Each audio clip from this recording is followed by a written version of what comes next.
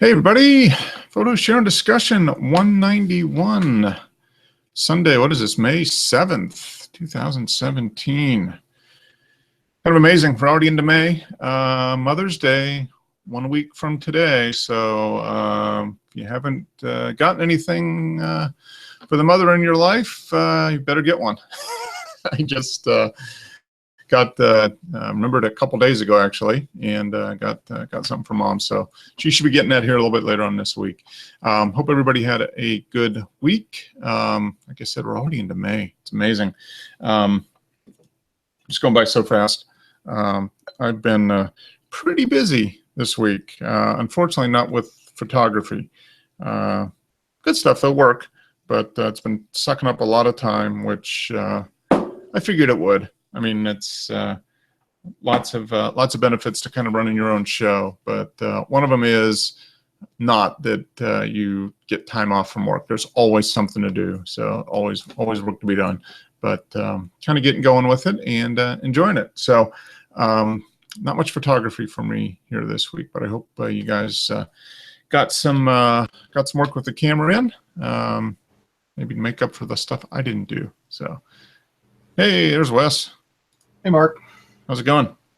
Pretty good. How about yourself? Doing well.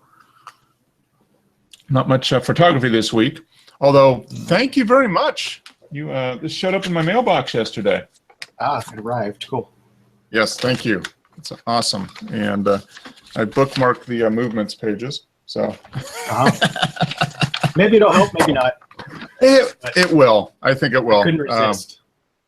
It's a good book, actually. You know, they got a lot of it's basic description and that type of stuff, but this section here with the movements, you know, he's got pictures that show what the effects are, up and down, right, left and right, that type of thing. Yeah. And yeah, so thank you very much. I appreciate it. You found this at the Goodwill store? Is that what I said? I saw? No, the library. Oh, the book sale. Okay. Library benefit sale. Yeah. Okay. Cool. Well, thank you very much. It's awesome. I will. I was just reading it a little bit earlier today and taking a look at the at his descriptions and images and like, well, that's not what I thought I would get. If I did that. But it does make sense. I think it's just one of those things you got to go through a few times and then try. Try in the field. And I mean, I think I've got the front. You know, for landscape, the majority of stuff. You know, if it's anything more than, you know, a few feet away, front tilt is probably, I think that probably takes care of about 90% of it. So, right.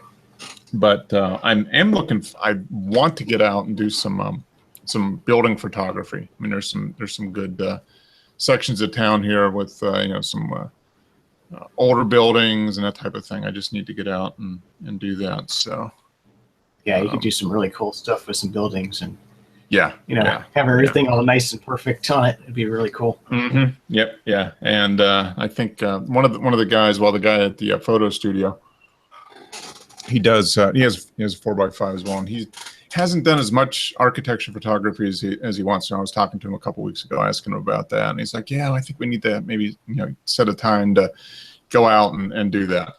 You know, maybe, I don't know if now we're coming up on summer. We've got about another few weeks now, and then maybe wait until September. Or go out really early in the morning because it's gonna. That's the one downside to the large format is if you have to go underneath that dark cloth, I can just see it being really uncomfortable if it's warm, especially if it's humid outside. But other than that, Definitely. Let me see. Okay, so I posted that for Dennis. I'm gonna go ahead and post a link in YouTube thing. So there we go. So you guys hot and humid down there right now? No, it's actually been pretty nice the past few days. It got cold yesterday almost, and it's been nice. Yeah, we've kind of had that same thing. We had to turn the heater back on a couple days ago because it got down up around 65, 70 during the day, but then got down into the mid 40s at night, and about 3 or 4 in the morning you need the heat to come on because it just cools off enough in the house. But yeah, I think it was probably only 50 or so here, so it wasn't quite as cold. probably the last week for that, I think. Yeah. We're getting pretty much to the end. It was So it's nice like to have a little blast of cooler weather. Yeah. I got this weekend was really nice. I got a lot of yard work done, which I've been meaning to do, and it was actually comfortable. So I know in a couple weeks it won't be. So I tried to get as much done as I could. But yeah, well, good. Sadly, I stayed inside mostly. Oh, you did? Yeah. A friend of mine wanted to go. Yeah, just doing some rearranging and some organizing and going through some stuff. Yeah. It's I'm just looking over here to the shelf over on the side of the room. I'm like, I got a lot of stuff to do over there. I really need to. I spent a lot of time this week work-wise, kind of getting through all the compliance stuff and stuff that I need to do, and setting. I decided to go through and set a different profile on the computer. That's the work profile, because it's one of those things like we don't get audited that much, but if like an auditor from the SEC comes in, he's like, okay, I need to do this, this, and this. I was like, okay, make sure you got everything set up. So you give them what they need without giving them more than what they need.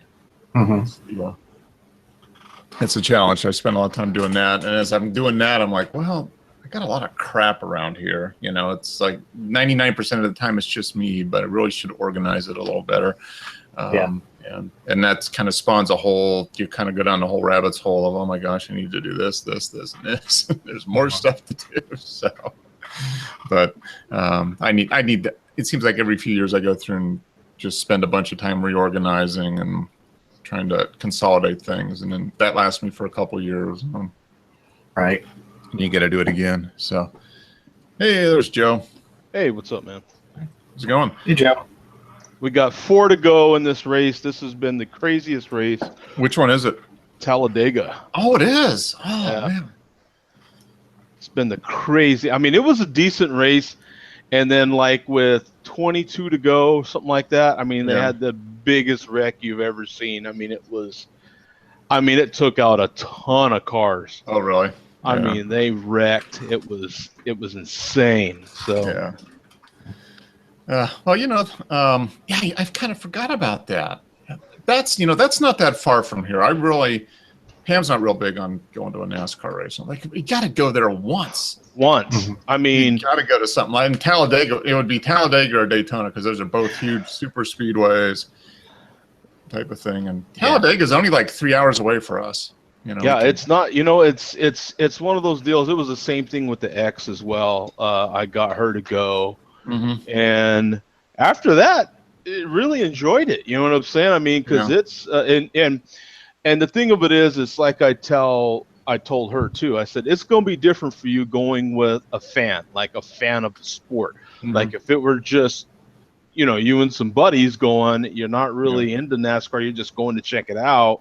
Yeah. Probably going to be pretty darn boring. You know what I'm saying? But because I can definitely see that. But if you go with someone that loves the sport, it's kind of like hockey. Like, man, I mean, you can watch hockey on TV, but you better be a fan. You go to actual hockey match, and oh my God, you're just like, oh, that is great. The big difference. That's one of those ones that I would think. We've never been to NASCAR, but we've been to, when we lived out in California, 25 years ago or whatever. We went to it used to be called Sears Point, one up there in Sonoma. I don't know what it's called now. I don't know. It's changed names a couple of times, but we only lived about an hour away from it, and you could go and just get general admission tickets, and you just like go up, on the hillside above the track and watch. And we went to a few sports car Club of America ones, a few motorcycle events. It was fun. I mean, it's a nice, the road course. You could see most of the course from up on the hill. So. Yeah, that's what people like about Phoenix too, because you have the hill here, and a lot of people actually, watch the race from that hill. I mean, you can, if you're willing to hike up there, and it's not that bad. But if you're willing to hike up there, then you can take your lawn chairs and what I'm saying, have a decent time in sitting there in the desert and watching the race. You better bring an umbrella or something, because it's going to be lots of sun. Yeah, that's for sure. No shade. That's for sure. No shade. There was another wreck right now. 2 to go. It's a 500-mile race, so you got like 5 miles to go. There's a wreck. Well, that seems to happen a lot, though. Everybody gets, down at the end. Everybody starts jockeying for position. Exactly. And that's when they end up clipping somebody, and all goes to hell. Which is great if you're a photographer. If you're right there with your. The drama with that last big pileup. I mean, cars were flying around, literally. I mean, there were cars on top of cars, and so I could imagine some of the images that those guys got. It's got to be. I mean, shooting a race is just.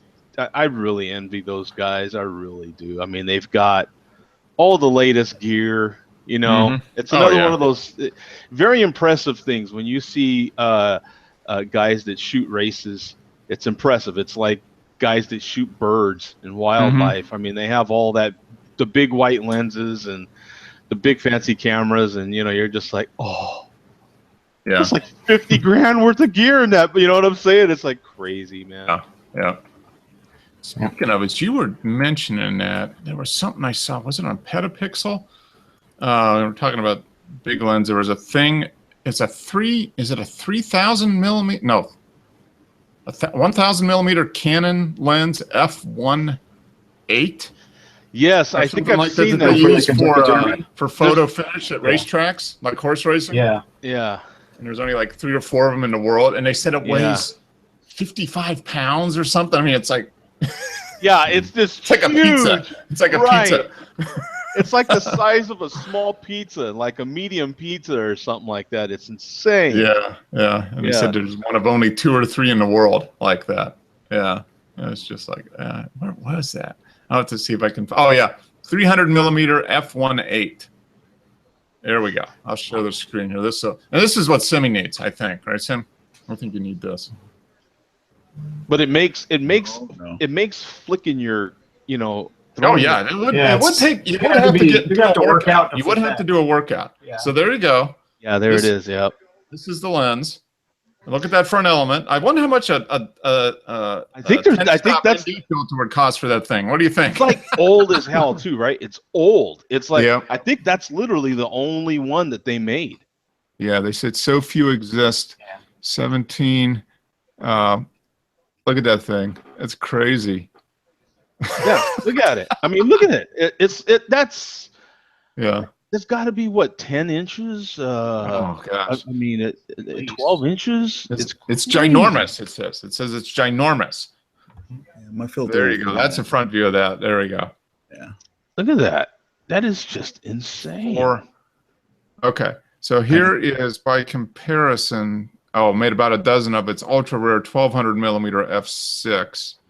All right. So this is a 300 millimeter f1.8. Oh my gosh. Yeah. So it's used for photo finish stuff. Yeah. And then look at the images. Yeah, and they hook it up to a high speed camera, basically 10,000 strips of film per second or something like that. Wow. And it does that one thing. That's all it does. Yep. Photo finish, baby. You can't redo that, right? So I love the handle on it. Look at this. It's like you got to grab it with 2 hands to pick that thing up. Yeah, and it's like cast. It's like part of. Well, I guess it is. I guess it does look bolt on a little bit, huh? I thought it was like actually part of. But I guess there is 4 bolts on the top of that thing. Yeah. Like mounting it to the actual lens. Yeah, that's cool though. Yeah, that's some big glass. That's. That's insane, man. Yeah. I think we all need one of those. I wonder what the cost would be on that. Oh, if you gotta ask. I mean, custom made like that, $7,500,000 maybe. Yeah, we're in overtime, so that's make overtime. Yeah, Talladega. Overtime.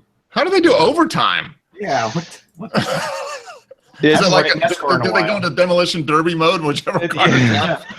Yeah. It's a new thing they started. I think they started overtime. Maybe it was not. If it wasn't last year, it was the year before. Huh. It's a pretty new thing. and I think it's another 2 laps or something. So how do they determine what's overtime? If it's Well, when you get just in this sort of situation, you get it's like a get wreck within or 2 laps, you have a wreck. Mm. You know, the race would end under caution, and it's like, how do you, all right, you know? yeah, So in order to, you know, kind of in the spirit of competition, they at least have, I think it's 2 laps or 3 laps, something like that. okay, all right, yeah, okay. That's kind of like bike racing. If they have a crash in like a sprint, like a short stage where the sprinters would like win the stage, if they have a crash within a couple kilometers of the finish line, everybody gets the same time. You know, that type of thing. Yeah. Okay. Interesting. It's like overtime. Yeah. It's going to be controversial. Is if you get your pit stops right, you're screwed. Yeah. Yeah. Well, they've started this season too. They now have like quarters, if you will. So they kind of have set. I think they do call them quarters or something. What do they call them? They just started it this season. And you have set like where you get bonus points for, I think it's the first, God, how many laps is it? I guess it depends on the race. Huh, that's interesting. Yeah, it looks like Stenhouse Jr. won. Number 17, if you're familiar with him. He's been around a while. Stenhouse Jr. is a popular racer, but you'd have to be into racing. He hasn't won a lot of races, but he's like a grinder. He's always racing. Yeah. Yeah. It comes from a long family. It's a long family history of racing too. So. Yeah. Huh. Well, there we go. NASCAR photo sharing discussion and NASCAR report. It's directly photography related. It's directly photography related. I mean, there's a million photographers there, and the ones that aren't getting paid, there's a million of them in the stands. Oh yeah. You know, that would be a really that would be a fun thing to shoot if you were in the infield or something. You know, to actually shoot, a NASCAR race. I think that would be really. That's what I talk about, man. Really it's fun. Like, man, it would just when you go to a race and you see the guys doing their thing, I'm so envious. I mean, even more so than when I go to football games. Yeah. Football games are kind of one thing. You kind of have your guys that are on one sideline or the other. And they, you know, depending on where they're at on the field, they're in one spot or another. They kind of have their set deal. Yeah. And it is the same for racing too, but there's so much that can go on during a race, man. And so it's it just seems like tons and tons of work, physical work, very hard physical work. Though you got weather, you've got the sun, you've got all these things you got to deal with on top of trying to capture, you know, the fans. The actual car race. I mean, there's a lot. And yeah, it's not as it is and it isn't as orchestrated as like a football game or something like that. Right. I mean, right. You know, there's football. You have got breaks between the plays and that type of thing. Right. And once a race starts, you never know. I mean, there could be no crashes or no cautions, or it could be. I've never showed it, or if I did, it was a very, very long time ago. I've actually got one of those harness systems that those type of photographers used. I got the idea from an event photographer to buy one, and I spent like $300 on this thing, and I've literally only used it a handful of times. I used it on some events, you know, when I shot weddings and stuff like that back in New Mexico. And it's basically your camera bag on your body. It's like a belt, and you have like suspenders sort of thing, you know, that go off of what looks like a combat type of army belt. Okay, so the real wide webbing, like the webbing. Yeah, and it's a real thick belt, and then like a cop would wear or something like that, and you can attach different whatever you want to it. So I have I think 2 different bags for long zoom lenses. Okay. And then I have another big pouch that I can store different knickknacks in and stuff like that. It's so custom. It's a great idea, and it's for this sort of thing. Like if you ever been to a race, it's literally from sunrise to sunset sort of thing. I mean, it's a long, just going as a fan, it's exhausting. It's you will be day. You will be wore out. So I can imagine having to cover it as a photographer. It's got to be, and you don't have time to like get back to your bag here and there. You got to carry everything. So it's Ooh. You know, and you see a lot of those guys, they don't have assistants. You know, it's just them. So they've got to have all their you know, maybe 2 or 3 bodies, their lenses, batteries. Some of them probably carry a laptop, a Wi-Fi thing, so they can upload images at halftime. You know, all that type of stuff. You know, it's you really have to be prepared. What do you think, Dennis? You think we could get that for some large format cameras? You know, carry one on the one side and one's on the other. Yeah, I don't think it's going to be quite the camera to use for your racing. Probably. All right, everybody, stop! I gotta complete the image. Exactly. What you're waiting for is a red flag. That's what you're waiting for, because a red flag stops all action. You can get nice images while they're parked on the track. You know, during a red flag. So well, speaking of large format, I had a surprise show up in the mail yesterday, and I have to thank Wes for this. He sent me this book, which is awesome. He found it at the library book sale or whatever, and so thank you very much, Wes. This is awesome. What was the name of that again, Mark? This is the View Camera book. Is that from Simmons? Huh? Is that who's the author? Yeah, Simmons. Yeah. Simmons. Yep. So Wes found it at the library book sale. And, that was cool. And the thing it's got a good introduction to the camera, but the thing that's good is he's got a breakdown of all the movements. You know, so page by page illustrate. You know, if you tilt the front, you tilt the back, you shift left, you shift right. So he has photos that show what the effect would be. You know, so it's kind of. I think this will be pretty helpful. So thank you very much, Wes. It's awesome. That is no excuse now, then, Mark. No, there isn't. Damn. Damn it. Yeah, because before it's like, man, see, if I just had a book, and you're like, now I got the book. Yeah. Now I'm screwed. Yeah, exactly. I left it at home, right? Yeah. Oh man, see, if I'd have just had it with me. Yeah. No, this is good because it is. Like I was saying, I think for landscape, like you say, Dennis, front tilt or shift is about all you need, but you never know. You know, when you're trying to do close-up focusing or architecture or that type of stuff, I mean, you can really there's a lot of stuff that you can do. Architecture is the one where you're going to need to straighten up the building, because anything taken with medium format or 35 millimeter, all the tall buildings are leaning. Mm-hmm. Yeah, they get compressed or they're leaning. Yeah. Yeah, you can correct that with a large format with a shift. Yeah. So yeah, this is very good. It's got some good information on lenses and, you know, the focal length equivalents and suggestions on that type of stuff. So pretty awesome. But I love the illustrations on what the image looks like if you do the different movements. So it's that's awesome. So I've got some reading to do because we're going up to New York in 2 weeks. So that'll be. Are you taking it? I am planning on taking it. Yes. I can fit. I've got a little carry. I don't fit underneath the seat of an airplane camera bag that I've had for 3 or 4 years. It works great for the digital cameras, but I can fit the large format camera in the bottom. I only have the one lens, and then some film holders and everything. I can fit everything in there and be able to fit it underneath the seat. So my plan is to take it with me, along with some film. I'm going to take some color film in black and white, and I think I will probably mail the film. You know, any sheets that I've exposed plus any that's left over, I'll just mail it back to myself when before we leave to come back. That way, it won't have to go through. If it has to go through the X-ray or the scanner, it only go through once on the way up there.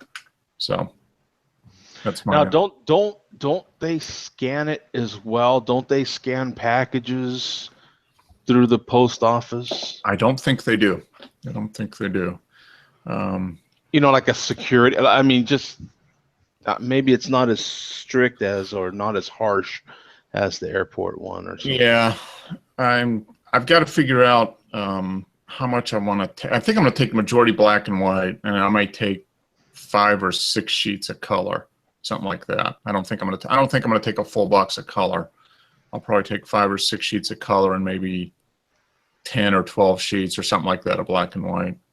So it won't be that expensive. If it all goes to hell and everything just gets destroyed, it won't cost me too much. But yeah, I'm looking forward to doing it. We're going to go to Cooperstown. We're going to spend a couple days up in Cooperstown. Wow. And go to the Baseball Hall of Fame. So they've got some nice facilities there. So I'm hoping to get out in the morning or something like that and get a couple images there.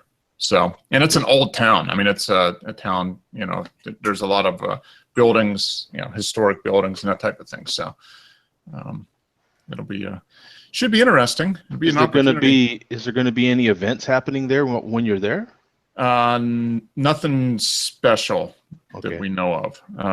We're going to be there like Tuesday through Friday. We get there Tuesday afternoon and then we'll leave on Friday morning. We're going up to Midstate, Albany, New York, where my nephew's graduating. He goes to school up there, so he's graduating from college.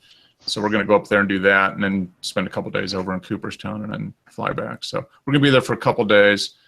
So we've got 1 day to do Cooperstown. I've got 1 day to do the Ommegang Brewery up there. Oh, what a trip, man!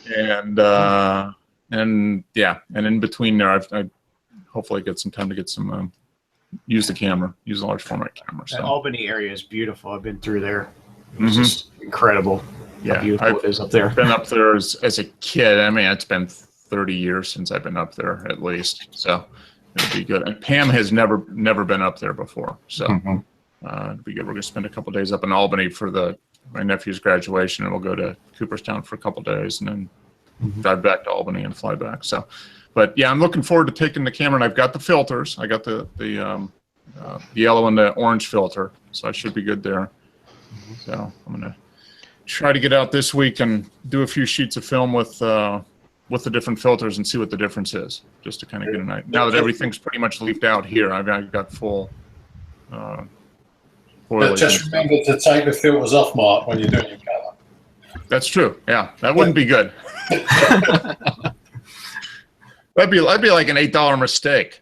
Yeah. It's like $3.50 per sheet plus $4 per sheet for developing. Yeah, so no. I did it, Mark. I put my lens on a camera that had color film in, and it had the yellow filter on. And what was the result? Just so I know. A naff photo. Nothing, huh? It seemed to have a color cast of some kind. Yeah. Yeah, it'd probably be. So was it? Well, obviously it filtered out the yellow, right? Yeah. So I would just mess everything up. I would just shift everything way out of spec.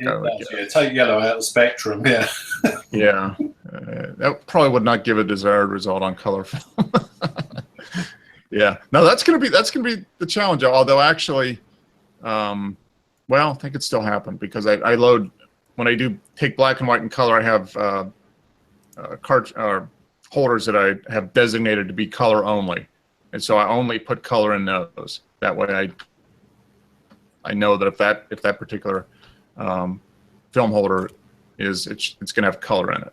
And then, Have you not got the white panels on the top? You just mark it. I do. And what I've done is I've taken actually a little piece of like little masking tape. And I've numbered the holders. So like holder 1 side A, holder 1 side B. And then I have a little app in my phone that I just track. When I load the film in, I load the holder 1A and 1B is, FP4 and 2A, 2B is color. So I just kind of track it all the way through. Yeah, there are some holders, Mark, what have got little plastic wheels inside. And they're numbered 0 to 9. Oh. And you can code them when you expose the photograph. It puts tiny little numbers at the bottom. Oh, okay. Oh, okay. I see what it does. So it actually puts a little imprint on the film, Yeah, on the sheet film on itself. the edge of the negative. Yeah, you can number your negatives. So if you That's it's written on interesting. them. Yeah. Who makes those? I haven't I seen think those. it's Lisco. Let's go. I think Okay. Lisco. Yeah, it's a Mark II. It's the one with the white button. You haven't got the metal tag. You haven't got the metal tags at the top. Okay. Yeah. Once you put the dark slide in, it locks in position, and then when you put it in the camera releases it. Oh, okay. So that's slide out unless you push the white button. Okay. So it's a little bit of a fail-safe, quote unquote, fail-safe mechanism. Yeah. Because the one I've noticed, the ones with the metal brackets at the top, they're easily knocked round, and you could easily put out the wrong slide. Yeah. Yeah, I've noticed that. I've noticed where I've set them, to supposedly lock in the slide, but by the time I've gotten out to using them, they've shifted. I mean, I haven't mistakenly done anything yet, but I've noticed that what I did lock was not locked anymore when I went. They're not tight. They can just flop round, Whereas these white buttons are, they're excellent, because you just can't put it out by accident. You have to deliberately push the white button.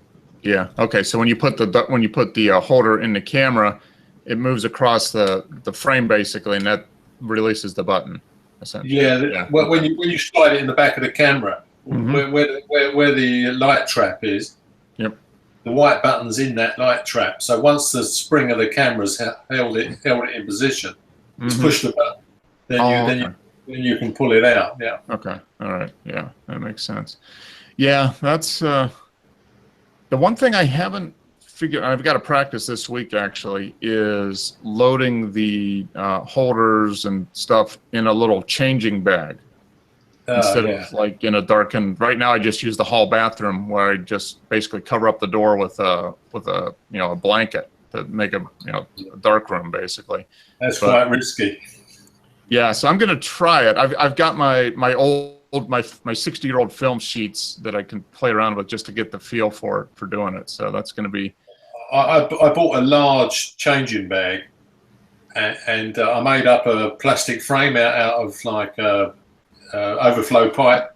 Oh, okay. Yep, like PVC pipe. I made a square plastic box, which goes inside the bag, so that you haven't got the bag laying on your hands. Yeah. Yeah. So you can put everything in the bag, slide your arms through. And it's got a frame where it's holding the cloth away from everything you're doing. Yeah, I'm not going to have that. So that's going to be my test this week is to see how. I don't think it should be a problem. We'll see. I mean, I'm relatively uncoordinated, so it probably will be a problem, but we'll find out. just got to remember, Mark, to put the emulsion side out. Yeah.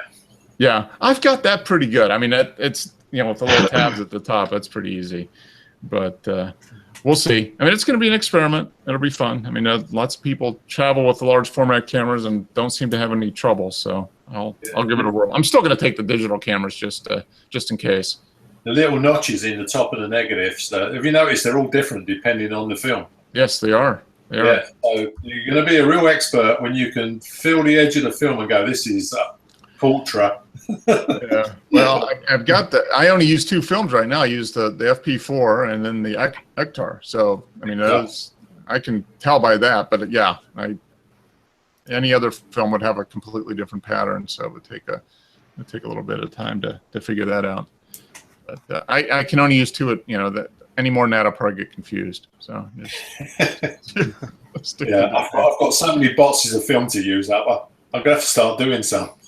Yeah, I mean you're into springtime now. You shouldn't have any excuses. You got to get out there with that camera. I said to Tim the other day, we've got to go out and do some because I bought a box of 50 color 4x5. Oh, that's right. Yeah, you bought that a Provia. Is that what you bought? Yeah, it was Provia. Yeah, Provia F, I think it was. Yeah. Mm-hmm. So that'd be interesting. So yeah. I've got C41 and I'm going to order in some E6 chemicals. Okay. Yep. Be able to process both of them, but you have to have enough sheets to make it worthwhile. Yeah, that's right. Well, I've got a box of 50, so a liter of chemicals won't do that. So. Mm-hmm. Yeah. But you'd be nice to have 8 to 10 sheets at least to be able to develop all in one go. Yeah, I think three to four 4x5s is equal to a roll of 35 mil. Okay, all right.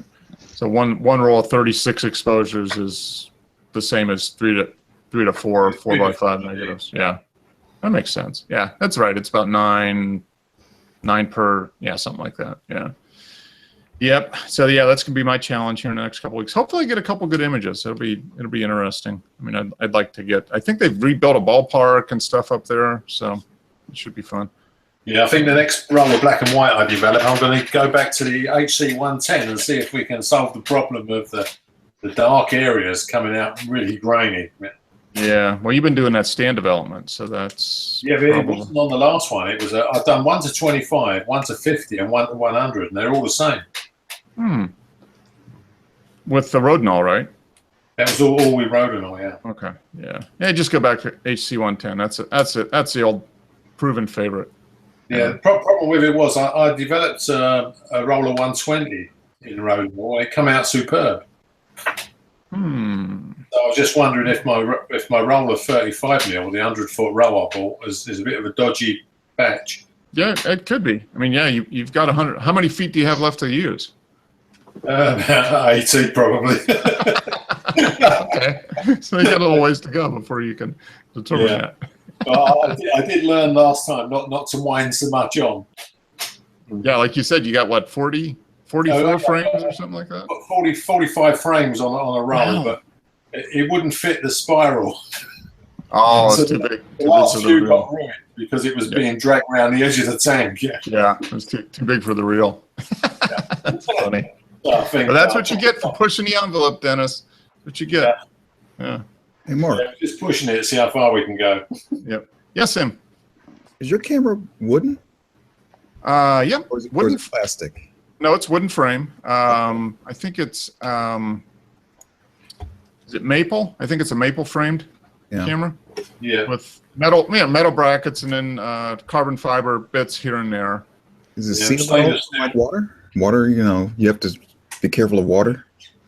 It's like rain? water. I mean, I've gotten a little bit of rain on it, stuff falling off the leaves, and it kind of beads up. I mean, the wood is coated, it's lacquered and varnished, I guess. So, I mean, it is it's water resistant. I mean, I don't think I'd want to throw it in the ocean, but I mean, I think it would be pretty good. He's having to dig at you, Simmy. It's because we know your camera wasn't I very wouldn't want it to fall in the ocean. Although, actually, it would probably be okay because it's really just, I mean, it's literally just a wooden box with some metal and the bellows. I mean, if it did fall, I could just take it out, rinse it off, lay it out, dry it off. It wouldn't warp on you, though, huh? Probably not.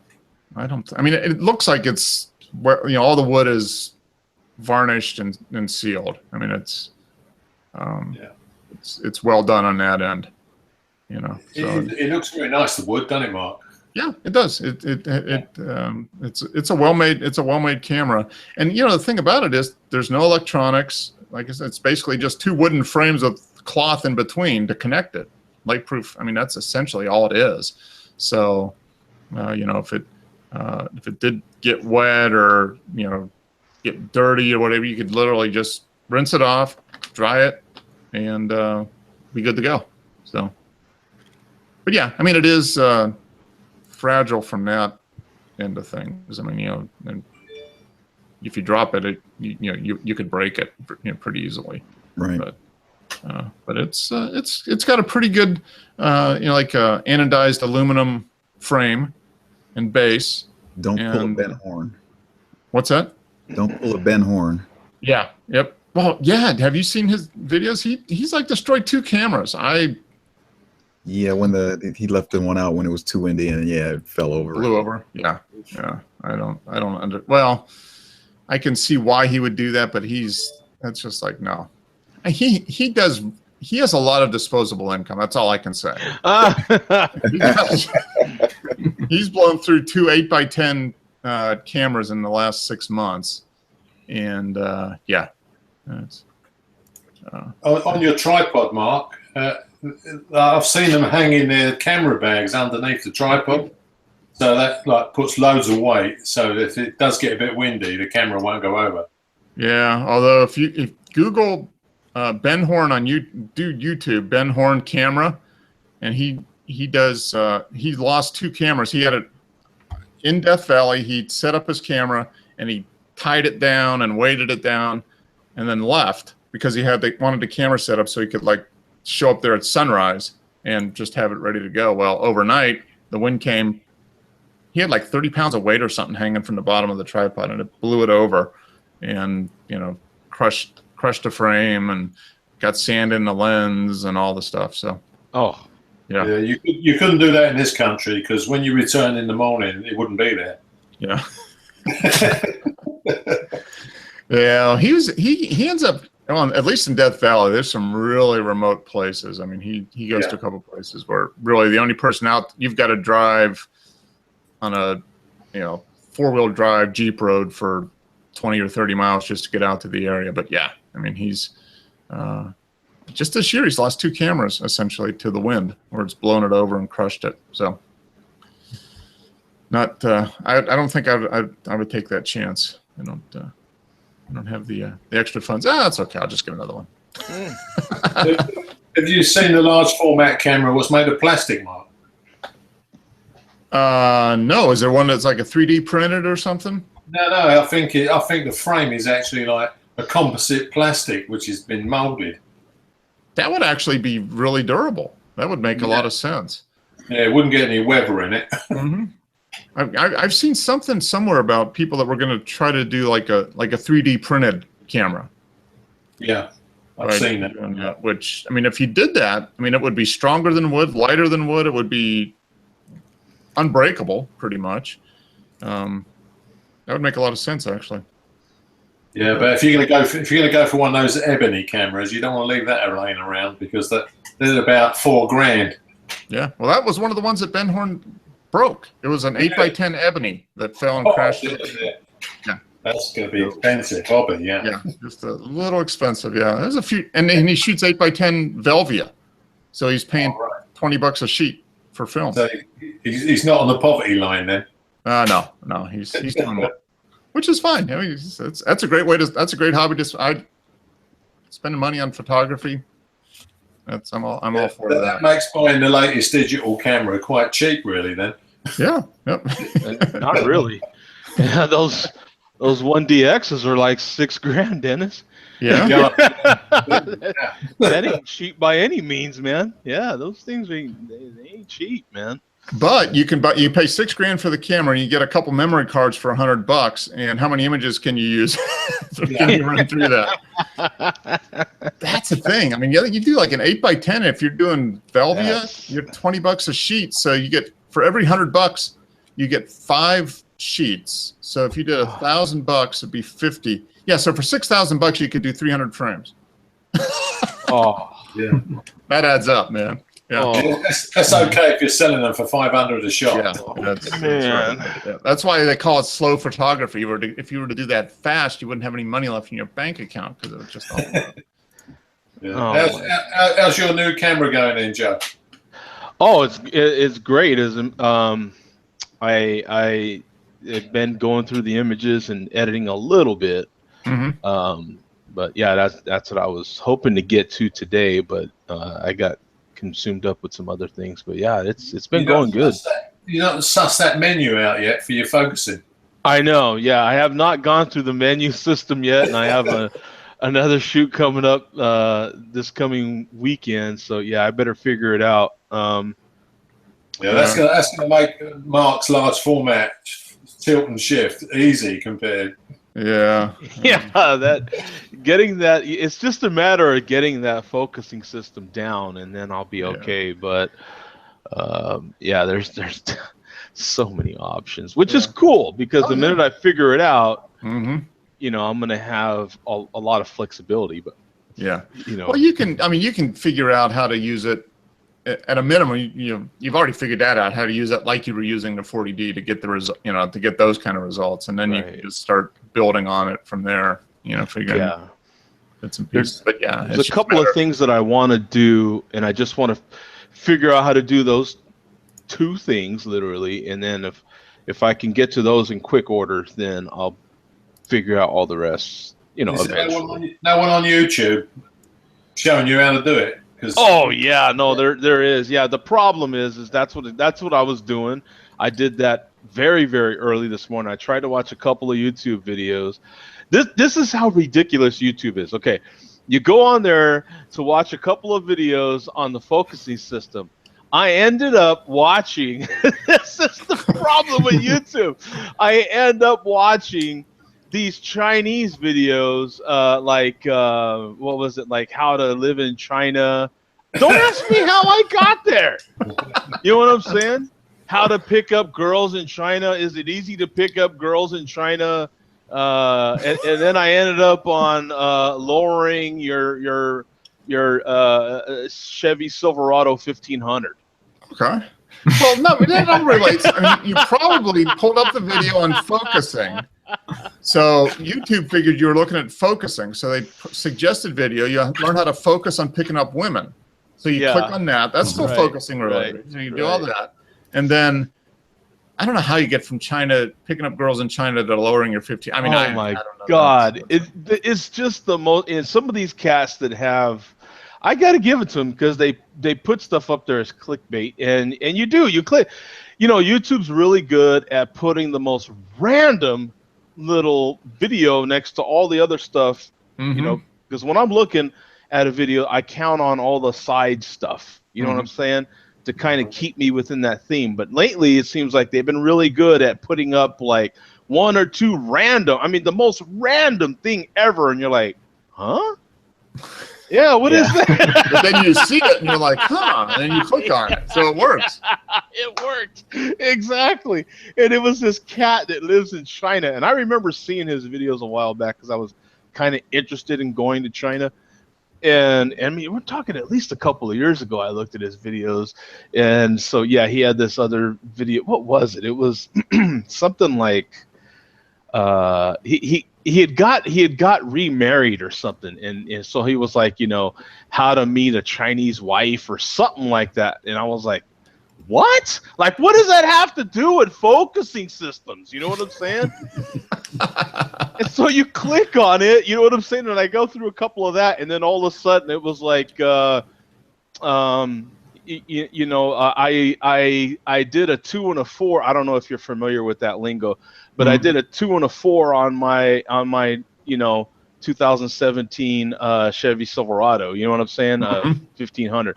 So he did a 2-inch drop and a 4-inch drop. 2-inch on the front, and a 4 in the back, and kind of leveled it out, made it look cool. So I was like, oh yeah, I want to check that out. You know what I'm saying? So. Yeah, because I'm trying to figure out what I'm going to buy next year. I am going to buy a car next year, but I'm like, okay, am I going to buy another pickup? I already have a pickup, but am I going to buy a pickup that I want to buy something to tinker with, in other words, you know what I'm saying? So I'm like, maybe I'll buy a older Chevy pickup, and then that way I can kind of lower it, trick it out a little bit, or buy a, something. But in any case, yeah, oh my God, it was just, you end up so, Well, it's all tied to photography sooner or later. It's like, see, the thing of it is, if I went to China, I'm going to take a lot of pictures, right? If I get a car and fix it up, I'm going to be in a club, and I'm going to do that, and I'm going to take a lot of pictures of cars. So, either way, it's tied into photography. You know what I'm saying? And then you end up on, I think I watched a few other videos on how to make smashed potatoes instead of mashed potatoes, smashed potatoes. Oh, yes, yeah. Have you had? What's the difference? Yeah. Well, the difference, instead of having mashed potatoes and you have just a big pile of white mashed potato, these are smashed. So you steam the actual potato whole. And then once it's steamed, you smash it, and then you put it in the broiler. And you've never had smashed potatoes, and they are bomb. I mean, they are so good. That sounds almost like twice baked kind of. Yeah. You smash them and put them under the broiler with put cheese and stuff on them, and then you season them, salt, pepper, maybe a little butter, and some garlic. You know what I'm saying? And I mean, they'll make you slap your mama. I mean, they're good, man. They are the best little. I'm sure they have to have them somewhere in the South. It just seems like a southern thing. Although we would do that, we would smash them, put them under the broiler, and then we'd fry them. Fry them, exactly. And then we make some gravy and put it on top of that. Yeah. Check. Yeah, if you ever, I've had them, but I've never made them.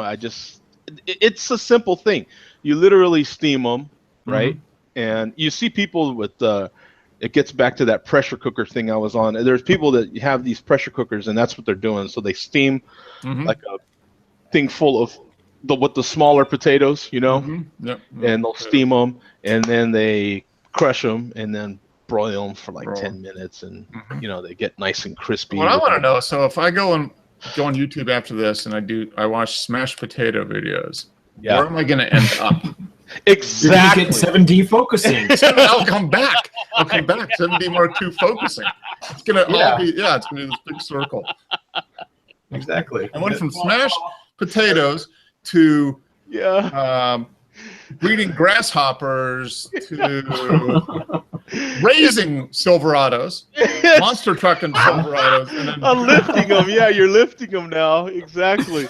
Yeah, it's crazy because I'll start out because I really do want to buy a couple of strobes, but I'm like, okay, am I going to buy the new Godex 600? You know, a couple of them with the whole kit and caboodle, right? Where the head detaches and all that, or the Godex 8200s that are more like a strobe, but a little more powerful than your typical Speedlight. I'm sorry.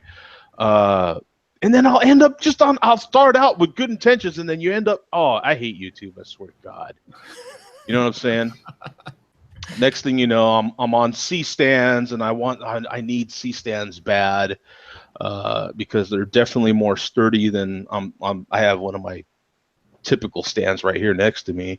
Yeah. And, you know, they're definitely more sturdy, but, you know, then you end up on all kinds of other stupid photography test videos, and then the next thing you know, you're on dyno videos for Corvettes, and then I get on Corvettes and forget it. Yeah, I'm out of control. I'm off the rail. You know. Well, that's a great lead-in, Joe, because we can jump into the images, because I think Patrick has been shooting some toy cars again. Exactly. Yeah. There you go. Yeah. Anybody else buy anything before we jump into the images? Anybody else buy anything this week, photography related? No. I didn't buy anything. But something showed up today, actually. Oh, really? Okay. Yeah, something literally showed up. I ain't even kidding. It just showed up. I even made a video about it earlier. I was sitting here and I was trying to, Mark had been trying to make a website and do all this stuff. And then I was actually tinkering with my mixing board and this new lapel microphone I got. It's not quite working, but it's, I can't quite get it working. But in any case, I was tinkering with that and doing all that stuff. I get this doorbell ring, and it's the postal guy, and he delivers a package with this in it. And it's a Canon. It's an older 50 millimeter 1.8. Looks like a manual type of lens, I don't know from who. I don't know. And then the creepiest little note came with it. It's from this Dero. And then on the back is this little message, and it says, "Today I have loved you for days." You're like, Joe's got a stalker. He's got a stalker. You're like, what? Yeah, I had now, no is that idea. Is any of the accessories or stuff you bought for your new camera from this company called Dero? That's the only thing I can think of. I know. I'm going to have to go back and check, because I seriously was not expecting this at all. And I'm expecting more packages tomorrow. Yeah, want to be the invoice, Joe. What the invoice? What? Yeah, be the invoice for your T-shirt. Yeah. Oh yeah, I know. Yeah, I'm like, that was it. It's the note that's this is actually cool. I guess it's a pillow. You know what I'm saying? Like a pillow cover. Yeah. So you put stuffing in here. Okay. And then zip it up, and I guess it's a nice little sofa pillow or something. That's kind of cool. It's cool. I'll use it, and the material's nice and every. Oh, I just noticed a little snag or something here. Oh no, it's not. But it's a nice little pillow. I will use it, but I'm like when it shows up randomly, and then you go outside. There's a Manila envelope like this outside, and you open it up, and like Bum said in the chat when I made the little quick video, he says, "Are you sure it doesn't have anthrax?" I'm like, well. I'm kind of sure because I think I'd be dead right now or have a lot of problems. You've got a photography stalker. Yeah. So I don't, you know, I didn't buy it. It wasn't a purchase, but it showed up. Yeah. It's photography related. Yeah. Well, I mean, you have bought a lot of photography equipment in the last month, so yeah. Joe spent a lot of money, so we're just going to give him something. Yeah, we're here. Here you go. Here it is. Yeah. It's just. You know, it's kind of weird when, you know, so yeah, I don't know. I got a new, what do you call it? A beauty dish, gridded, 22 inch or 24 inch or something like that. Okay, so not huge, more of a old, smaller one then, huh? Yeah, it's like an umbrella size. Yeah, a small umbrella size. Now, will that go on? Well, you've got a real large. Don't you have a real large beauty dish? Don't you have one that's like a 60-inch or something? In the soft boxes, yeah, I have some. Okay. I have big octaboxes. Okay. And that's kind of why I would like. I'm right on the fence to ordering 2 of those new Godex. Wes has probably seen them. The Godex 600s. 80 600s or something like that. I love that you can remove the head on them and have the main part of that strobe as like weight and stuff towards the bottom. So I would have to be able to show you my kind of current setup, but it takes the main weight off of, you know, when you have your boom out like this, you're trying to counter weight that sucker, you know, and those things, I think that's the problem with those strobes is some of them are like, 7 pounds, 10 pounds, you know, so that way, so you have the actual head of it, but the base that has all the power pack and everything, the power pack, separated, so you can run it at the opposite end of the stand then. Yeah, and you can actually use that as weight, to kind of counter. But that way you have this real small little 2 pound, where the light actually connects, and then it still has your Bowens mount on the front, so you can still connect your big octaboxes.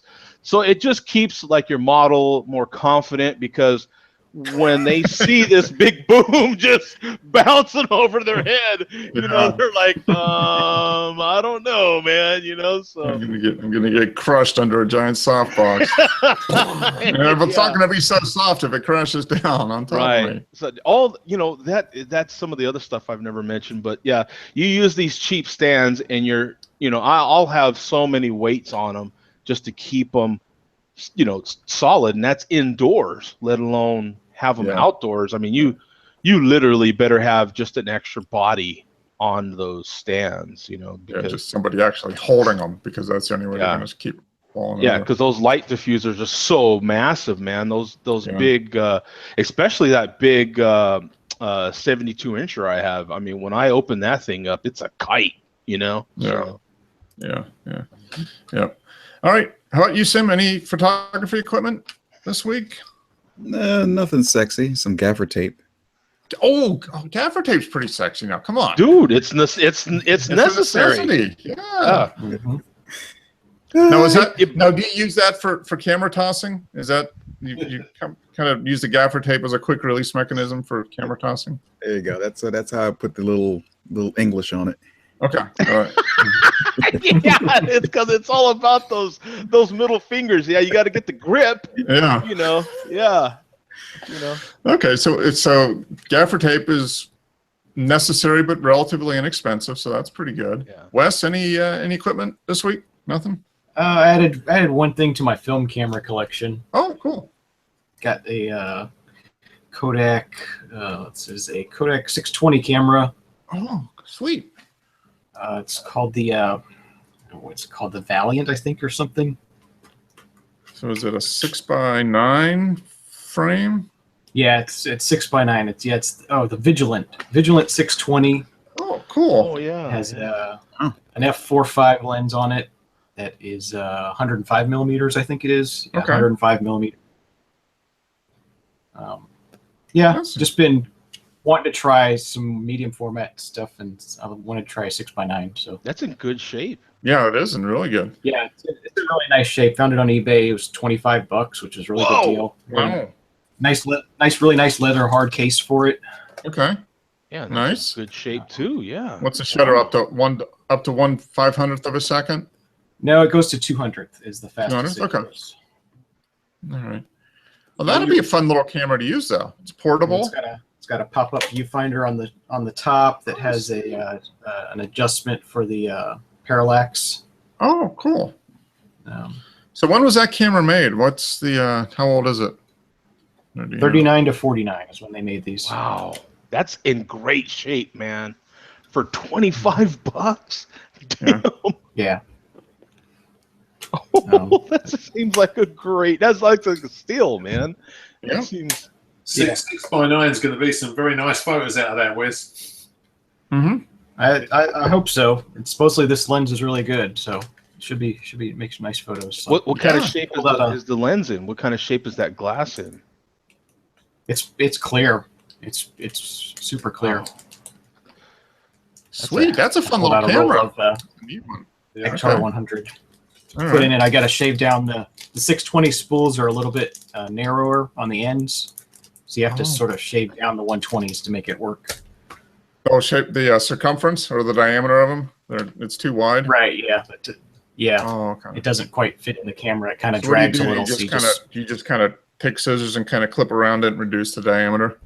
You can use like nail clippers or sandpaper okay. or something. Okay, And, just to reduce it reduce it a little bit. Cool. I'd be interested to see some images from that. That's a fun little camera. It's Yeah. portable too. I mean, that's what's cool. Yeah, that's the one thing I like about it. It's like folds up, nice pocket, pocket sized for large pockets, but Mhm. still nice and That's a small. hell of a pocket. Yeah. Yeah. Yeah. Well, Well, 1939 pocket. right. Well, actually, most of us have. I mean, I know Cargo I do. shorts. Yeah, I was gonna say most of us have cargo shorts anyway. Mhm. So It just fits right in that pocket. Yeah. Cool. That's a fun little camera. That'll be fun. Need to use. Looking forward to using it. hey, Simi sounds good this week, man. I mean, Yeah. it had been coming in real. Did you get any mic or something, Simi, or No. Google? Maybe Google just fixed stuff. I don't know. Yeah. Yeah. You're Damn. coming across loud and clear now. Yeah. Yeah. Yeah, usually, The Simi's IRS isn't monitoring them anymore. Yeah. Did you pay your taxes? You're good now. Yes, that's what it is. The taxes. You got taken off the list. Yeah. Yeah. Man. All right, let's jump into these images because there's some good ones here actually. I think I think this first one, I think Wes could probably get the same shot with his new camera. I think, right? Hmm. Yeah. See. Not quite that wide. See, this is amazing. This looks like die-cast models that you get when you're a kid and you just set them up. Yeah. It's like a diorama. It's like you photographed, Right. took a macro lens and did like a diorama or something. And Really he nice. actually got to drive the 300. Ah, that would be fun. 5 miles. That was enough to get a feel. Any car with a better over-the-hood view. That would be fun. Look at that. That's awesome, man. Yeah. That's a beautiful car. Both those are beautiful cars, but yeah, the 300 is. It's a take it. trip to the. I know Pat don't use external light, but the reflection off of the silver car went on the blue one. Yeah, over here. Yeah, and it makes it look like, there was flash used in it. Mm-hmm. Yeah, that's fantastic. A couple of awesome cars. You just see driving around in those things. The roof top down, just cruising around.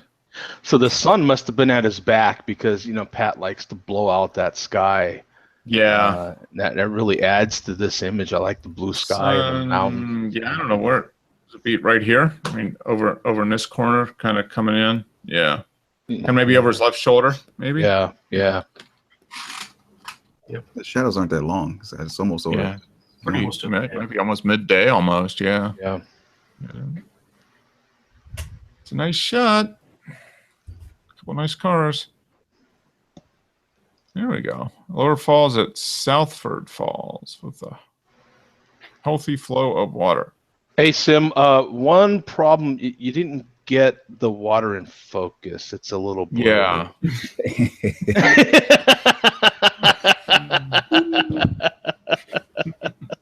That's why I got the gaffer's tape. He's like, I tossed it up and I wasn't in focus. I need some gaffer's.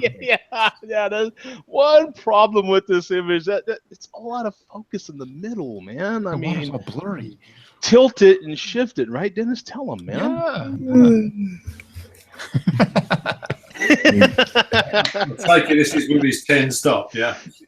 You guys are funny. Yeah, 11, 20 seconds. Yeah, this is probably with the 10 stop on here. That's permanently mounted to this lens, I think. Right? For that one, actually, I was in a little dark area, except for where the sun was, because it was near sunset. So okay, I do not believe I had a 20 stop on this one. Okay, a 20 stop, nice. I mean 10 stop. Yeah, I'm like, oh my God, he got two of them now, and he hooked them on there. This is great. Yeah, it's a 20 stop on top of a polarizer, and Yeah, they got the super stopper now, which is like 15 stops, I think. oh my God, crazy. That'll allow you to get a long exposure on the surface of the sun. I was gonna say on the sun itself. Yes. When I'm photographing on the surface of the sun, I do want the I want the sun to be blurred. So I gotta put that. Yeah. This is great. Day. You got the new stuff, new leaves coming onto the trees, and then you still got looks like last year's leaves still hanging out. Yeah, they were probably there for maybe 2 or 3 seasons. Okay. So they were there last year. The leaves never go away here. Yeah, that's kind of the way it is here. Leaves are they just stay. That's great. This is fantastic. Just kind of follow the stream down in. Nice. Yeah, this is the lower part of that other shot that I did the week. Well, that was in the group before the week before. Okay, so the last one was farther up here. Yep, facing down. Yeah, this is facing back up. It's back up from the bottom. Okay. No, this is nice, and this little rock here with the moss on it is great. It's like perfectly placed in there. Do you have your assistant take it was probably over on the hill, and you just had him put it right there? Oh man, that rock was heavy. Let me tell you. Yeah. He gets his workouts. Get your workout in. That's fantastic stuff. Another old car with a horse on the front. God. Yep. Look at that. 1958. Only 8.8 million. Come on. Yeah. Cheap ass car. Yeah. He's slumming this week. Yeah. Man, this is such an awesome. I love just that. like photographs these fixer-uppers. Come on. What a beautiful car. Look at that thing. Yeah, I'm kind of wondering, because I wonder if it was windy. I wonder where he shot this to. Oh, no, it's a California Spider, but it doesn't mean he shot it. It still looks like our terrain. This was taken 3 years ago. This was taken in 2013, almost 4 years ago. Oh, okay. Yeah, that's right. Yeah, December 6th. Yeah. Yeah, I mean, that could be. That could be there, or it could be in California. Right. I was just going to say, because that haze, it looks like it's kind of late in the afternoon, almost sunset. And that haze it might have been a windy day, and it'll look like fog, but it's really dusty. That could have worked, because it looks just like that. You know what I'm saying? Mm-hmm. Yep. So You got the I sun think up. I've got a photograph that's had 84,000 views. Yeah. Yeah. Yeah, you got to explore it on this one, I think. Yeah, I would think so. It's an incredible image, man. It sure Yeah. is nice. Yeah. California Dreamin'. Yeah, that's a great car. Great image. Great image of a great car. I'm trying to figure out what because I know Pat doesn't like to use external light, and I know sometimes he'll use a reflector. So Yeah. I'm just wondering what he did to hit that left rear fender. You know what I'm saying? Because out right here? yeah, Yeah, I wonder. I mean, yeah, because the sun's over here. right. I don't know. Just some spit shine. That's it. Yeah, because something's definitely it's perfect with the rims. You can see the way that Yeah, whatever- this little whatever's- section right here. Yeah. every single little piece of trim that should be. So you've got that front quarter also is shining just Right, right yeah. from that Yeah. same. So it's I'm just You kind could of add a reflector or something back over here, maybe, yeah. just to kind of get some light back on the body. Yeah, because the sun's obviously over there, and there's the shadow. So Right. Yeah. Great Yeah. image, man. yeah, good. He knows what he's doing. Yeah. See, now you get that car. Would it fit on this road? Or is this human size, Simi? This is a great shot. Yeah, this is more like a human bike path. Like a bike that size. Okay. You could fit a car in there, but there'd be some angry people. Okay. This is awesome, man. I yeah. love this. Did What's this actually pretty? look like this? Was it kind of misty like that, or? That's what it looked like. Well, not the atmosphere is like a little bit of an Orton effect on it, but Yeah. no, that's what it looks like. Yeah. Awesome. That's cool. And what's cool about this, you got all this green over here, and then you get this like new and old. That's what it kind of looks like. And the road is, the path is just kind of vanishes up into the distance. Good stuff. It was relatively quiet when I went out this day. There were some people, and nobody interesting looking, wearing any interesting things. So I just waited till people cleared out. But Yeah, just taking in the morning. no, Mm. evening. Yeah. Just around sunset almost. Okay, yeah, 7 o'clock. Yeah. Nice. Very nice. Good stuff.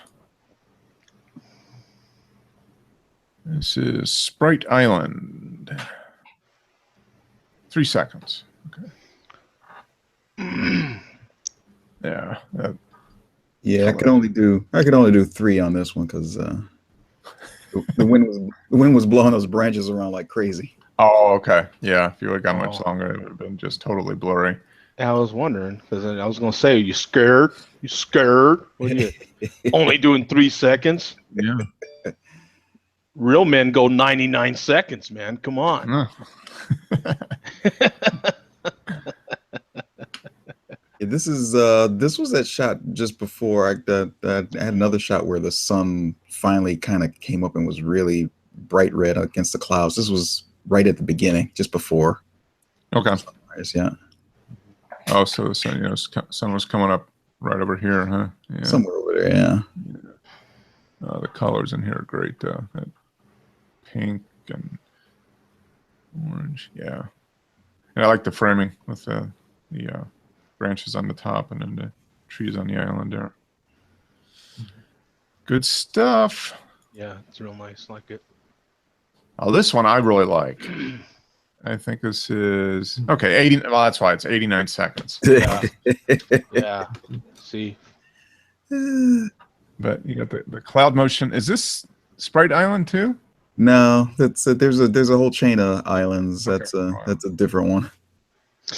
Sprite is over to your left. It's out of frame. Oh, okay. Back over this way then. Okay. Again, I hate to be the buzzkill, but it's a little out of focus. Yeah.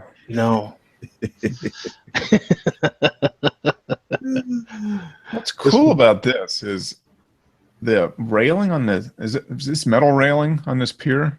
It is actually. Yeah, so it's got that nice little like silvery kind of glow to it, glimmer Yeah, to it. that metallic, Mhm. that metallic pop, you know.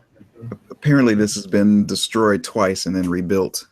Oh, okay. The various hurricanes that have come through. Okay. No, that's just really cool because you got this real dark section of the photo of the image over here, but you got this real bright, and it's a neat contrast between the dark and the light. Yeah, I like that. The way the clouds were going too, it just all kind of draws your eye over to the left. Mm-hmm. Yep, you got that nice motion going in. Yep. 89 seconds, that's why it's so good. Okay, this is Christie. Okay. When the path reveals itself, follow it. So Seiko Epson scanner, so I'm assuming this was film, maybe? And she just put the scanner up and just let it scan. Yeah, that's possible. Yeah. I think so. Yeah, Epson's probably film. Yeah, probably film. We don't know what it is. She but does all her stuff in film, right? she does a lot in film. Yeah, I mean, she does some digital, but a lot of stuff she does film, and then she does like photo compositing, kind of blending stuff together. And so I think she does film, scans it, and then manipulates the images in Photoshop or whatever. Yeah. It's kind of neat, though. That's a nice path, yeah. Yeah, the light on the highlights on the path all the way down through. That's very nice. I like that. Very nice. Oh, I think we've seen this barn before in another shot at some point. Yeah, probably. It's one of those 149 seconds. Here we go again. Yeah. It's one of those it's the Guilford point of interest there. Okay. It's like it's an old fishing shack that I don't think anybody actually uses. It's just kind of like a monument now. Okay. It's another one of these things that's been probably blown down and rebuilt several times. Yeah. Right in the water. Yeah, some kids they jumped off of it last year, so they put police tape all around it to stop people from doing that. And then people were up in arms because it wasn't very attractive. Yeah. Crime scene, do not cross. Yeah, so kids are gonna do that stuff anyway. It doesn't matter if you put police tape around it or not. Yeah. The police tape just made it way more interesting. Is all. Yeah. Like, hey, look at that. We can get on that. Yeah. Yeah. Yep. So this was their sunset. Not a lot was going on in the sun's direction because they had some low clouds, so not a lot of color. But there was some action behind me, so took another shot of the little motif. Yeah, that's neat. With the, I guess, is this a river or is this just comes into the bay? It's actually it's going out. Oh, okay. The Long Island Sound is to your right, and that inlet is inland. Okay. All right. So it's coming. The water's coming from left to right, basically, into the bay. Okay. Yeah. Into the sound. And it's these little pieces of grass. That's kind of cool. I like that. Kind of breaks up the rocks. And the detail on the rocks is fantastic too. Yeah. I like this thing here. I like that they're kind of uniform in color, like they're kind of, and they match the, the background actually. That whatever's around that shack, that sand or whatever, it kind of matches that. Kind of matches cool up. Is that there was some magenta that was reflecting off the sky, which was cool. So yeah, that's neat. Yeah, I just need to get up there with a couple boxes of film and a large format camera. I think I would. Yep. I would enjoy that. I think, Mark, if you go up there, I think you should go 150 seconds and just crush that photo. Crush it.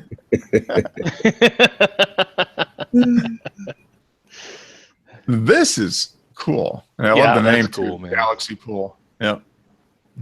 So I'm assuming this little rock here, the water's just coming down and swirling around it. Is that's I don't even think that's a rock there. Oh, wow. It could be. Maybe it is. That's cool though. How the water just kind of. Yeah, that's not it. It's just the way that it caught and it just kind of swirled around. Now, did you notice that before you shot it and figured, or was this after you did it and you're like, hey, that's kind of cool?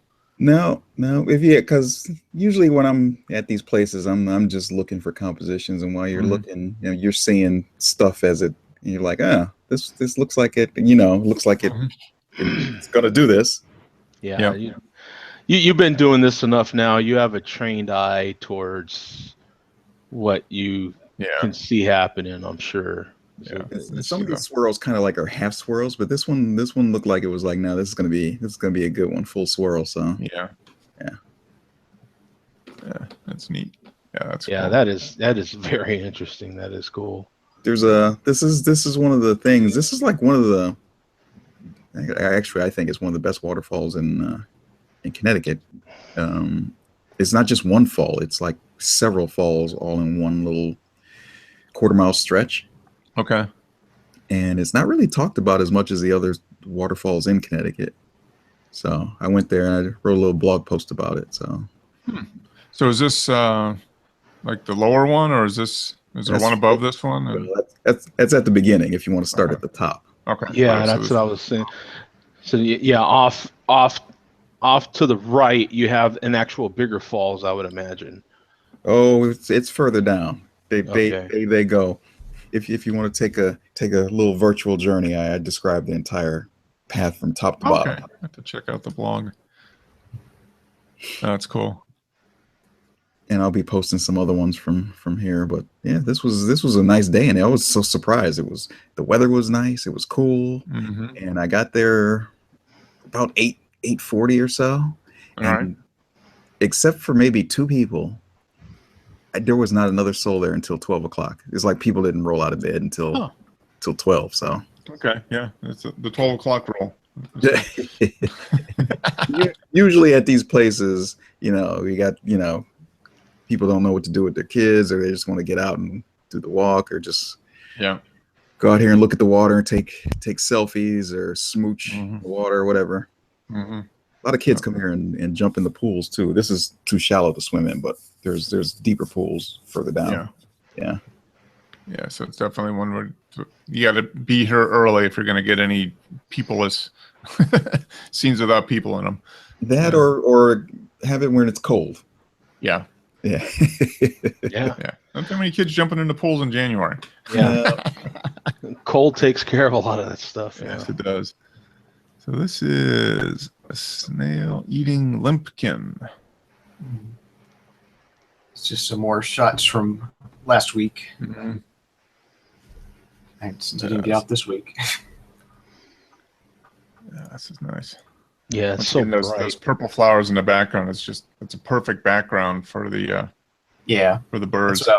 That's what I'm trying to do right now. Is while they're blooming, I'm trying to find things that I reckon work with the flowers and the animals. Yep.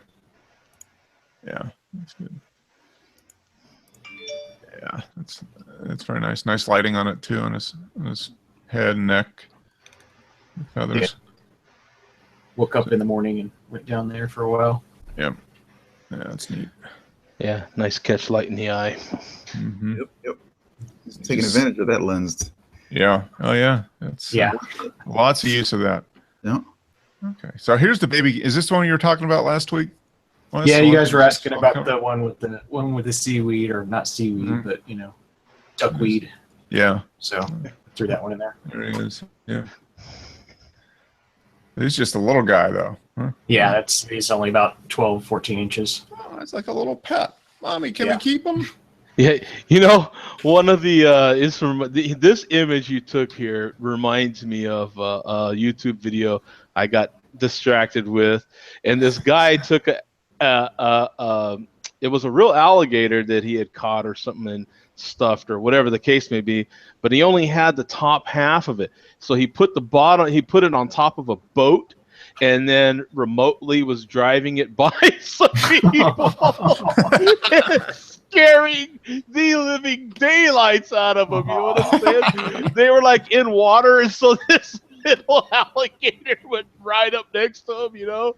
Oh, And they would, man. and it was hilarious, man. Only because you could imagine, I would probably mess myself. You know what I'm saying? I'd probably, you know what I'm saying? I'd be so darn scared. But yeah, Oh man. it was such a cruel prank. You know what I'm saying? But Yeah. I have to admit, it was funny. I watched the whole damn thing. Cruel but funny. Yeah. I would have killed that guy. You know what I'm saying? Oh man. Good stuff. That is some good stuff. Very nice. Great images, guys. As always. So good. Well, we have next week we're gonna have next week is what, the 14th. Yeah, so we'll have a show on the 14th, and then we're gonna skip a week because that's the week we're gonna be gone. And then we'll have one the Sunday of Memorial Day weekend. So whatever that is, the 28th? 28th, Yeah. So we'll have one next week, and then we'll skip the 21st and have one on the 28th. So that's kind of the plan. Don't think I have any film from that trip done by the 28th, but we'll have some digital images. I definitely will have some digital images because I'm definitely take a lot of little digital stuff up there, especially at the Hall of Fame. I think it'd be kind of cool. So are you going to have a lot of time? Are you thinking about possibly developing some film while you're still up there? Are you going to have that kind of time? No. I'm. It's going to be all I can do to get some film done there, and then I'm just gonna send it back. You know, whatever I have exposed and whatever I have left over, I'm just gonna put in. I think I'll just send it back to myself. Put it in a priority mailbox or something, and ship it back to myself.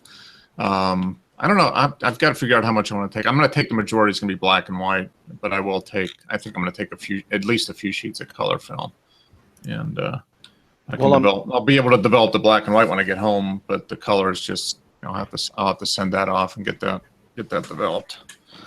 I did make another purchase, but it's not. Hopefully it'll be here by next show.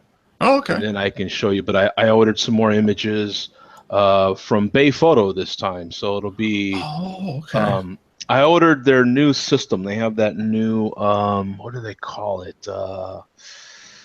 It's this new mounting system, and it's really cool. God, I wish I could remember the name of it. What was the name of it? It's really cool though. Let me see what is it mounted on? What are they mounted? What are they mounting? Oh, they call it their exposure. So okay, there'll be 20 by 40 black and white images of one of them I actually posted in your group pool here, but the other one is one I don't think I've shown yet. But, okay, so you're gonna do the one of in a chair? Is that the one? No, it's the very last one I posted here, but this is the unfinished version. I didn't want to post the finished version. Oh, okay. Oh, that's fine. But there you go. Oh, wait a minute, we got a couple more. Yeah, sorry about that. I'll go in and pop a nose. Yeah, you posted too. But that's the image that I'm blowing up. 20 by 40. It's not super big. Okay. Maybe for some people it's super big, but that's a great shot. I like that. I like that a lot. So that one's you're gonna do a 20 by 40 on that then. Yeah, okay. and it's their new what they call exposure. They have this way. It's almost it seems like it's almost like a canvas, but they have their own proprietary hanging system. So it makes it look like a canvas that's floating off of your wall a little bit, and it's like a real light aluminum type of opening type of system. I'm really curious to see what it's like. Huh. And then it's kind of like once you buy that main framing system, then after that they get cheaper. You can order the same size and just order the main print part. You know what I'm saying? And just snap them in. Yeah, and just snap them in. Okay. All right, cool. Yeah, it's almost like your traditional kite type thing, and you know how you stick the pegs in, and it's almost like that, except it kind of tightens, so it makes it really tight. It just seems really cool. It's from Bay Photo, and it's called their Exposure, and I got the kind of biggest size that I could afford. I really wanted to get a 30 by 80, but it was almost $200. Oh, that's a lot. Yeah, it was like one, but they were offering me 25% off, which was a pretty significant discount. Okay. I ordered the two. I can tell you really quick. I ordered the two 20 by 40s, and they're on vivid satin type of not paper, but whatever surface that is they're printing on, and they're 91 a piece, and I ended up getting like $40 some off for that 25% off. Okay. So it's not bad. It came out to $141 for both for of them. Two big prints. Yeah. And then you'll have the framing system or the mounting system. Right. You get that, and then you can just swap out the images basically. Right. So it's a new print on the frame. So it gives a. Oh, that's cool. And this one. So is she just kneeling? She's like doing a yoga pose or something. Yeah. Wow. She is this is Amelia, the same girl that I've posted before, and her and that last girl that I posted, Kira.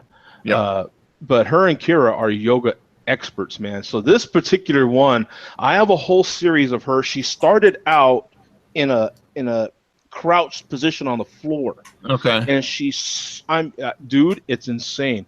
I mean, if I'd have put it in slow motion, you wouldn't believe it. If I put it in real time, it would look like slow motion. How much control she had. She was literally balanced just on her knees right there. Just what you see, I did no tricks to that. That is what she did. She came up so slowly and controlled, and I have it all shot. A series of as she's coming up. Yeah. I could almost make a movie of it with the different images I got as she came up into like a full. I just saw this and I'm like, wow, if I tried that, let me see, what would cramp up? My foot, my hamstring, definitely my whole stomach would cramp. Yeah, and I would just fall onto the ground crying like a baby. This is what she does. You know what I'm saying? This is her expertise is yoga. I mean, she is, and she is an excellent art nude model. I love it. I actually like this image so much. I was thinking about using it for a logo. Yeah. Yeah. You know what I'm saying? Just kind of black it out, or maybe white her out and make it as a logo somehow, but I don't know how. You know what I'm saying? I'm like, how would I use that? Because I like it that much. That's a great shot. Very, very unique pose too. I mean, that's just like you said, somebody that's definitely has control over flexibility and a lot of core strength and everything going on there. Just that's cool. Well, you have to if you get that next week or whenever, we'll take a look at it and see, because that sounds like that might be a good system, because I now actually have a couple nice I think large format ones I think would be interesting to print out like that. I think all of us here would get a lot of enjoyment, and I'm not far from having a conversation with Sim privately about some of his images that I would like permission to hang in my home privately, but that is definitely who to order from, and they can do correction as well. So do they give you did they give you the printer profiles or whatever you need? Yeah, you can do it that way, or they have their own kind of software. Okay. That is it's not, what do you call it? It's I don't know, like it's their own little software deal, but you put that on your computer, and so when you're ready to order stuff, you just pull it up on there. And you do it that way, and it's correcting and doing all this stuff. Okay, all right. So it's a proprietary photo printing software, basically. Yeah, that ties into what they're. Okay, I'll check that out. Bay Photo. I've looked at them in the past and just haven't ordered anything from them. They seem really. So this would be kind of a review for me. I haven't used them before, but that'd be cool. Look at that. Patrick added another one. He's like, you guys are making fun of my Ferrari, so I'm going to give you some more. Yeah, this is Italy, that's for sure. Yeah, I this know is the that one by last looking year, at it. yeah. The Mille Miglia. He was there about, almost this time last year. He was there.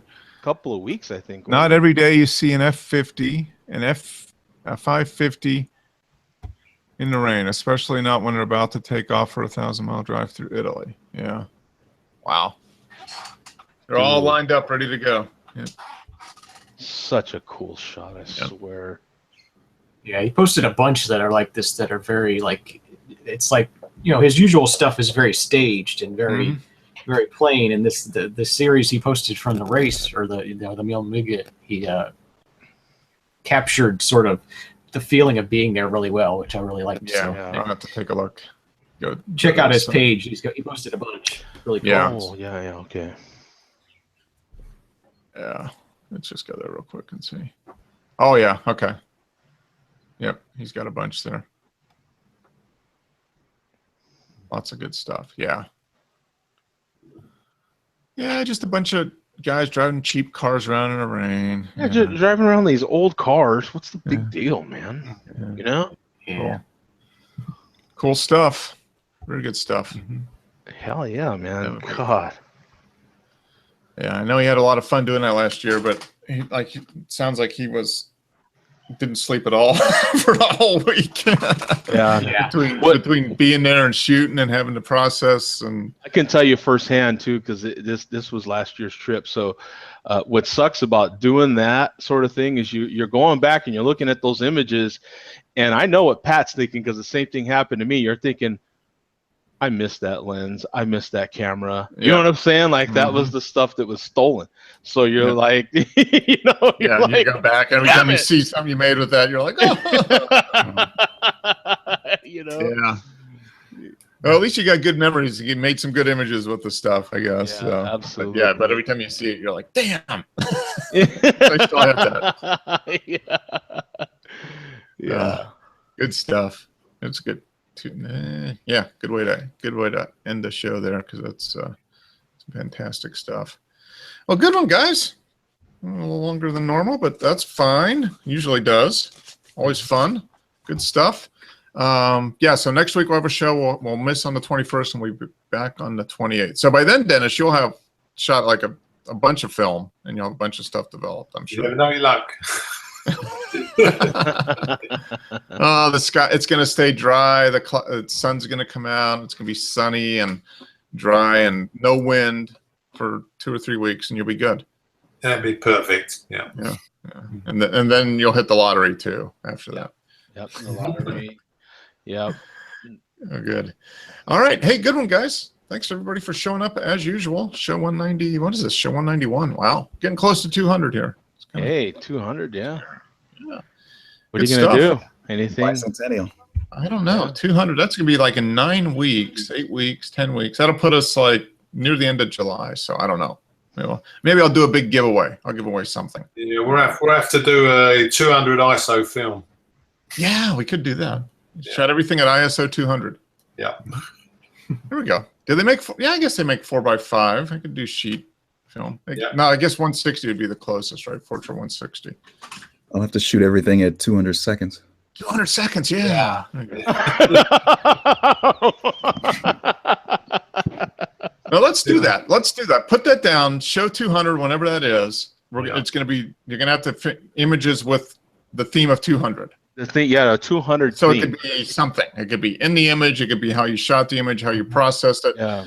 And maybe, let's just do that. That'll be the 200 show. We'll do something. Everything has to be 200 related to it somehow. Yeah.